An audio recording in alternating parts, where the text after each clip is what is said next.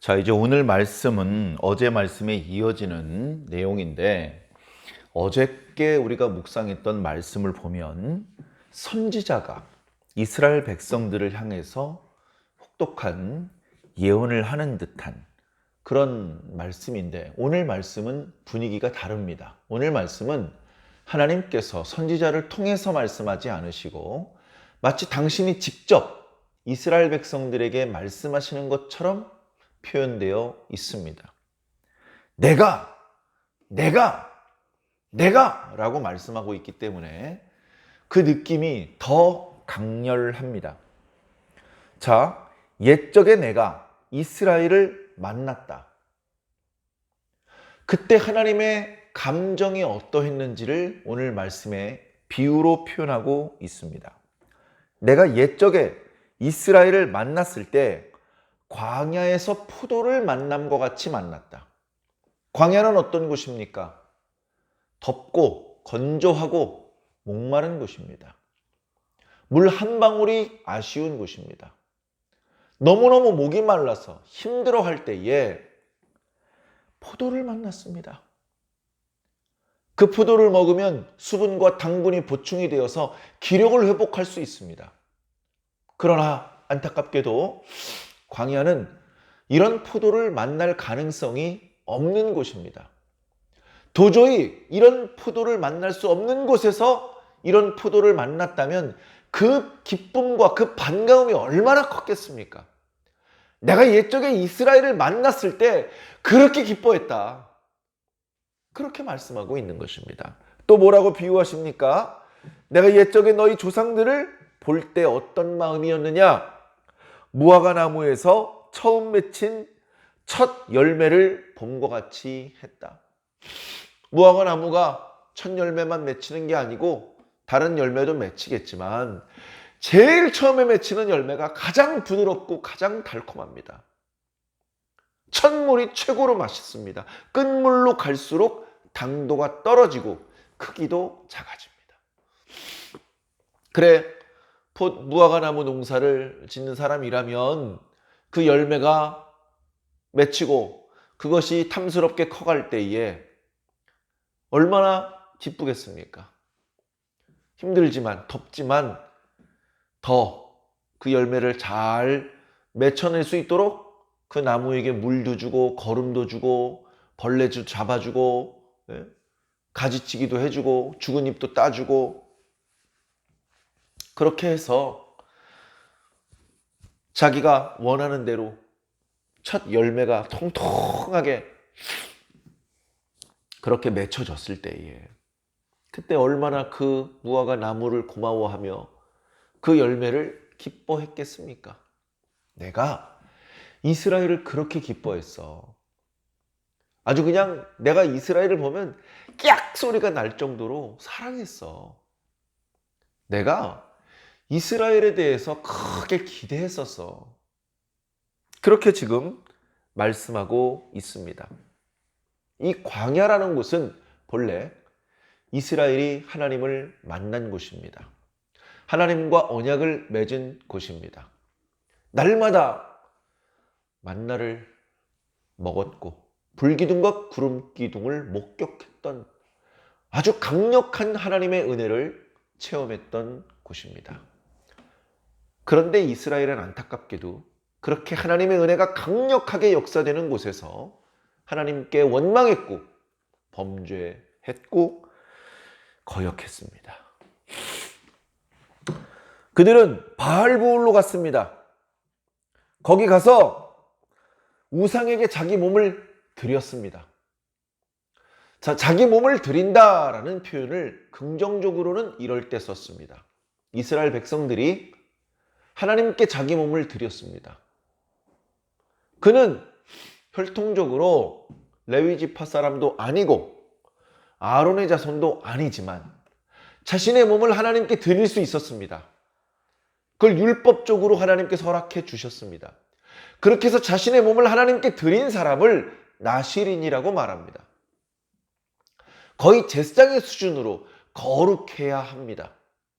그리고 그 서원을 지킬 때까지 그 의무에서 벗어져 나올 수 없었습니다.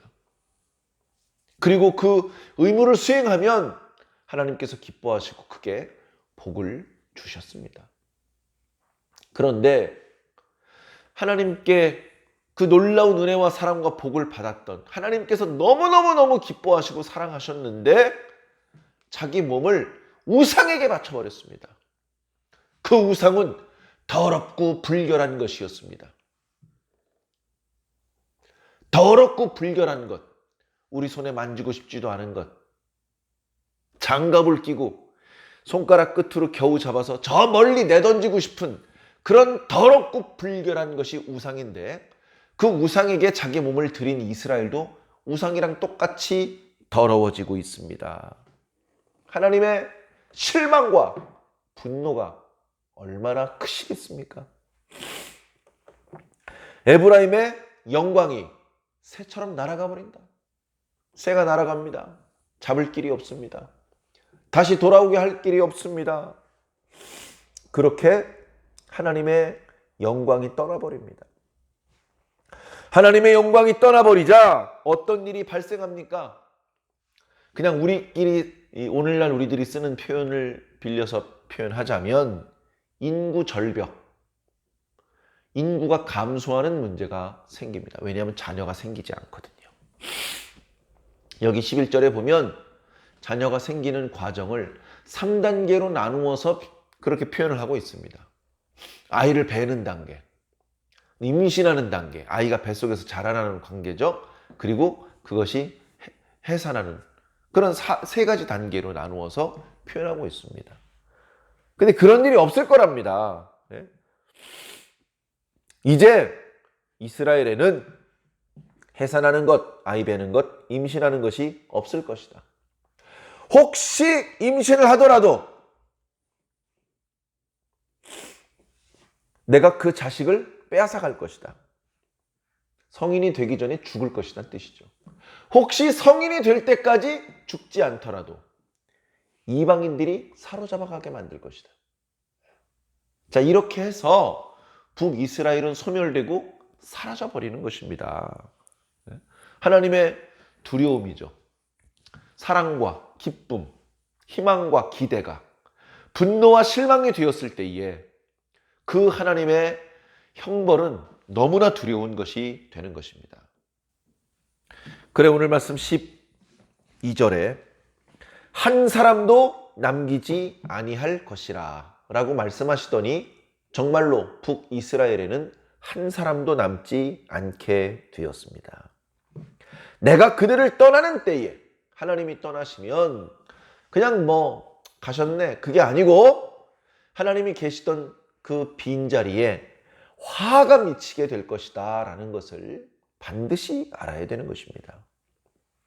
내가 보건대 에브라임은 아름다운 곳에 심긴 두로와 같으니 이 해석이 좀 자연스럽지 못한데요. 자, 어쨌든 북이스라엘과 두로가 비슷하다라고 말하고 있습니다. 북이스라엘과 두로는 여러 가지로 비슷한 면이 많이 있습니다.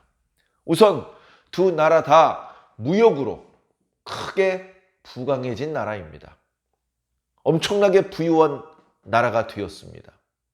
무역을 하기 좋은 두로의 경우는 바다로부터 들어오는 물자를 받아들이기 좋은 위치에 있었고 이스라엘의 경우는 애굽과 아수르를 왔다 갔다 하는 그 상인들이 지나가는 길목에 있었기 때문에 그 여러 가지 무역을 통해서 경제적으로 번영할 수 있었습니다.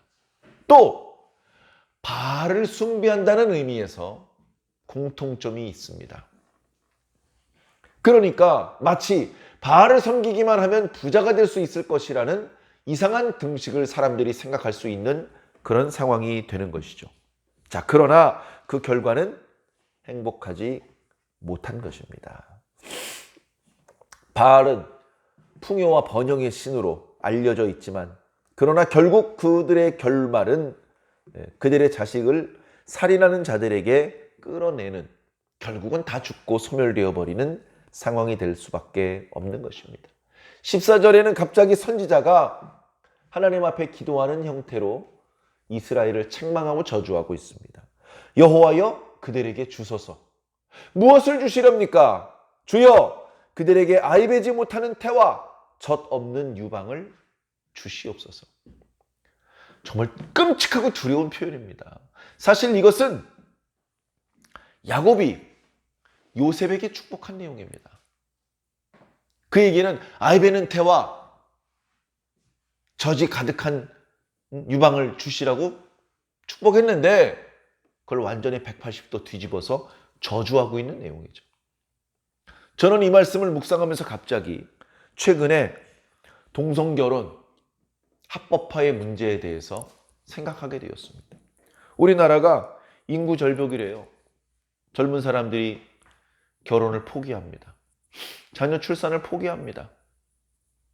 인구가 급감하고 있습니다. 인구 증가를 위해서 20조가 넘는 예산을 책정했지만 그 돈이 다 어디로 들어가는지 인구가 늘어나지 않습니다. 결혼하지 않습니다. 임신을 해도 낙태시켜버립니다. 그래, 낙태하지 않고 용기를 내서 아이를 출산한 경우에 베이비박스 같은 데 담을 수 있는 길이 별로 많지 않습니다. 그리고 그 베이비박스에 담겨져 있는 아이들을 기를 수 있는 그 법이 합법화가 잘 안 되고 있습니다. 그 아이의 생모가 누구인지 알아야만 출생신고를 해주는 그런 제도 하에서는 그러면 그냥 낙태를 시키라는 말밖에는 아니거든요. 다 죽여라. 왜 베이비박스에 아기를 담냐. 생명을 경시해라. 그래서 인구가 점점점 감소하고 있습니다. 학교에 신입생이 줄어들고 있습니다. 군대에 가야 될 아이들도 부족합니다. 회사에 취직해야 될 아이들도 부족해집니다. 괜찮대요. 그 부족한 부분 저 동남아시아, 서남아시아에 있는 사람들 데려다 쓰면 된답니다. 정말 그렇습니까? 제정신인지 알 수가 없는 많이 배웠고 많이 가졌다는 사람들이 하는 말이 정말 제정신인지 믿을 수가 없는 그런 말들을 너무나 최근에 많이 듣고 있습니다. 최근에 어떤 동성부부 몇 쌍이 법원인지 국회인지 와가지고 동성결혼을 합법화 시켜달라고 그런 시위를 했다고 합니다. 합법화 시켜줘야 됩니까? 그것이 과연 우리나라 인구 증가와 우리 민족, 우리 국가가 발전하는 방법일까요? 그렇게 머리가 안 돌아가는지 깜짝 놀랐습니다. 얼마 배우지 않은 사람도 그 정도는 알아요. 남자하고 남자가 결혼해가지고는요, 아기가 태어날 수가 없습니다. 예? 입양하면 된다고요? 입양하는 그 아기도 누군가 태어나게 해야 되는 거예요. 아이가 임신하려면요, 반드시 남자와 여자가 한 명씩 필요합니다. 그 창조 질서를 벗어나서 무슨 인구 정책이 있고 뭐 아무것도 필요 없는 것이죠. 너무나 안타깝습니다. 인권이니 뭐 평등이니 이런 얘기 하다가 잘못하면요, 한민족이 소멸됩니다. 그 이야기가 오늘 본문의 핵심은 아니니 여기까지 하겠습니다. 자, 그래서 하나님께서 북이스라엘을 소멸시키기 위해서 이런 말씀을 지금 하고 있습니다. 그들에게는 하나님께서 배지 못하는 태와 젖없는 유방만 주신다. 그러면 그 민족은 이제 끝나는 겁니다. 그들의 모든 악이 길갈에 있으므로, 길갈, 광야와 마찬가지로 놀라우신 하나님의 은혜가 임했던 장소입니다. 그런데 지금은 그곳에서 하나님께서 가장 싫어하시는 우상 숭배를 자행하고 있는 것입니다. 그래서 하나님께서 거기서 그들을 미워하였노라 라고 말하고 있습니다. 그들의 행위가 악함으로 내 집에서 그들을 쫓아내고 다시는 사랑하지 않을 것이다. 북이스라엘 끝난 겁니다. 용서하면 봐줄게. 이젠 그런 말씀도 하지 않으십니다. 16절, 에브라임은 매를 맞아 그 뿌리가 말라. 뿌리가 말랐다는 것은요, 이제 끝났다는 뜻입니다. 잎사귀 하나를 찢었다. 그럼 아직 희망이 있어요. 다른 가지도 있고 다른 잎사귀도 있고. 근데 뿌리가 마르면요. 그 다음엔 아무 잎사귀도 꽃도 열매도 기대할 수 없는 것입니다. 열매를 맺지 못하나니 비록 아이를 낳을지라도 내가 그 사랑하는 태의 열매를 죽일 것이다. 하나님께서 마음 먹고 집요하게 쫓아가서 죽이신다는데 이스라엘이 어디 남아납니까? 그들이 듣지 아니함으로 마지막 멸망하는 순간까지도 하나님의 말씀을 듣지 않고 있습니다. 내 하나님이 그들을 버리시리니 그들이 여러 나라 가운데 떠도는 자가 되리라. 이미 그들은 하나님의 백성이 아닌 자가 될 것입니다. 사랑하는 성도 여러분, 말씀을 듣지 않고 하나님을 버리면 사랑하셨고 기대하셨고 기뻐하셨던 하나님을 실망시키고 분노하게 만들면 그 끝은 상상하기도 싫은 정말로 참혹한 결말이 될 수밖에 없습니다. 이런 형벌의 날, 보응의 날이 우리에게는 임하지 않아야 됩니다. 우리가 완벽한 의인이라서가 아닙니다. 우리는 여전히 실수하고 우리는 여전히 실패할 때가 많습니다. 그러나 최소한 우리가 하나님의 뜻에 맞게 살기 위해서 발버둥 치는 그런 성의 있는 모습을 보이기라도 하면 그러면 기회가 생깁니다. 지금 선포해주고 계신 이 말씀을 귀담아 듣기라도 하면 우리에겐 희망이 생길 수 있습니다. 사랑하는 성도 여러분, 하나님 앞에 겸손해야 됩니다. 죄인이 체포돼서 이 재판정에 끌려 나왔는데 다리 꼬고 앉아가지고 무슨 좋은 결과를 기대하겠습니까? 자신의 죄가 다 밝혀졌고 모든 결정 권한을 재판장 되신 하나님께서 쥐고 계신데 겸손해야죠. 어리석은 말을 하지 말고 자신의 죄를 인정하고 회개해야죠. 기회가 있다면 하나님의 뜻대로 살려고 하는 그런 성의 있는 노력의 모습을 보여드려야죠. 지금 자신의 삶을, 자신의 생각과 말을 한번 돌아보시길 바랍니다. 하나님 앞에 정말 성의 있게 살고 있느냐? 최선을 다하고 살고 있느냐?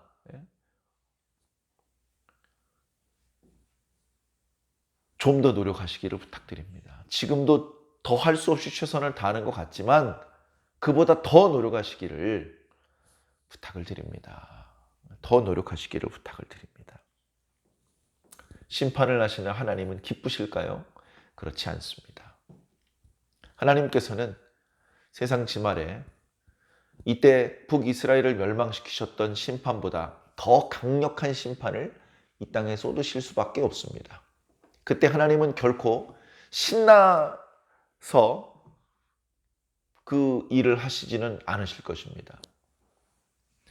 그러나 당신의 뜻을 이루고 공의를 이루기 위해서 그렇게 하실 텐데 우리는 그 하나님 앞에 말을 아껴야 될 것입니다. 과거 진노하시는 하나님 앞에 이스라엘 백성들이 단장품을 제했던 것처럼 우리도 말을 아끼고 겸손히 묵묵히 우리가 할 수 있는 최선을 다하는 것이 마땅한 줄로 믿습니다. 이제 주일을 하루 앞두고 있는데 오늘 하루도 주님과 동행하는 경건한 하루가 되시기를 바라고 내일 주시는 말씀을 통해서 다시 힘을 얻으시기를 예수님 이름으로 간절히 축원합니다. 아멘.